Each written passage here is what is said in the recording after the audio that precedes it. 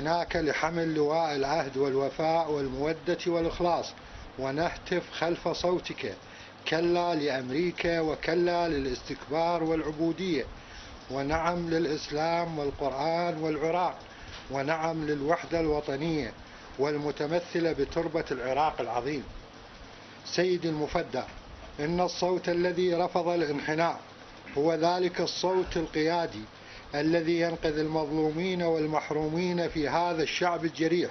وإن أبناء السماوة الذي يشهد لهم التاريخ من الأوائل والسباقين لرفض الاحتلال والعبودية، وما هم إلا جنود مجندة تحت لواء الحوزة العلمية الناطقة بالحق ونهج الصدرين العظيمين والرافد الأمين لجيش الإمام الحجة عجل الله فرجه، والذي تحملون لواءه أنتم بأرض أجدادكم الأئمة المحصومين عليهم السلام، وما هي إلا بشائر النصر على أيديكم إن شاء الله، وما النصر من عند الله العلي العظيم، والحمد لله رب العالمين. عشائر بن حشيم.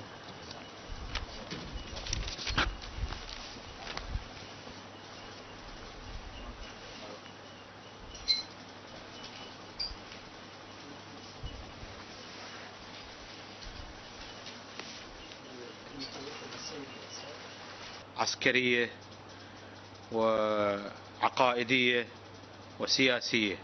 أما العسكرية إذا جوبهنا بها نجابههم كما حدث سابقا.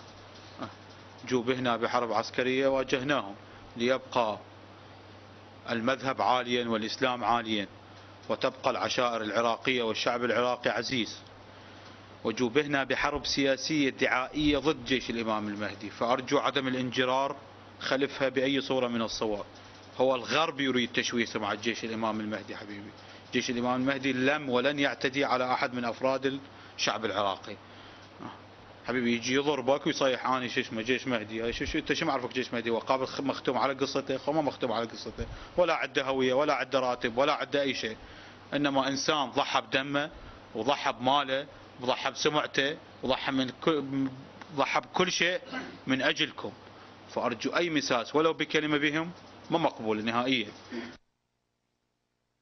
انا اسمعها من تيارات معاديه اقبلها، بس اسمعها من عشائرنا كما انه انا اي واحد يعتدي على العشائر ما اسمح له من بعيد ولا من قريب.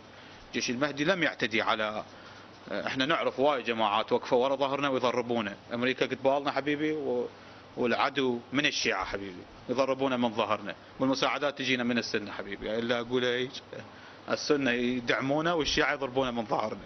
لا حبيبي، هذه السمعه، وانما حرب سياسية دعائية ضد جيش الإمام المهدي. وجيش الإمام المهدي يبقى عزيز، والعشائر العراقية تبقى عزيزة. والحرب الأخيرة الثالثة أنا ما أطول عليكم، حرب ثقافية، حرب ضد الإسلام. فيجب على الشعب العراقي، المسلمين علينا وهم أصلا مو مسلمين، علمانيين هم حبيبي، بس هيك اسمهم إسلاميين بس، لا أكثر ولا أقل. ولا لا يمكن أن يكون مسلما ويطنش عن الاحتلال حبيبي. أي واحد يجوز بقاء الاحتلال في العراق فهذا ظالم للعراق وظالم لشعب العراق بحوزته وعشائره وناسه وحكومته.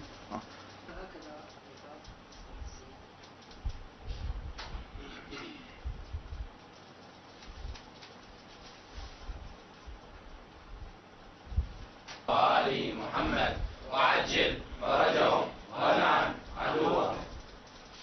أما بعد يا سيدنا القائد، فإننا نسجل في تاريخنا وتاريخ أبنائنا وتاريخ أحفادنا هذا اللقاء الكريم.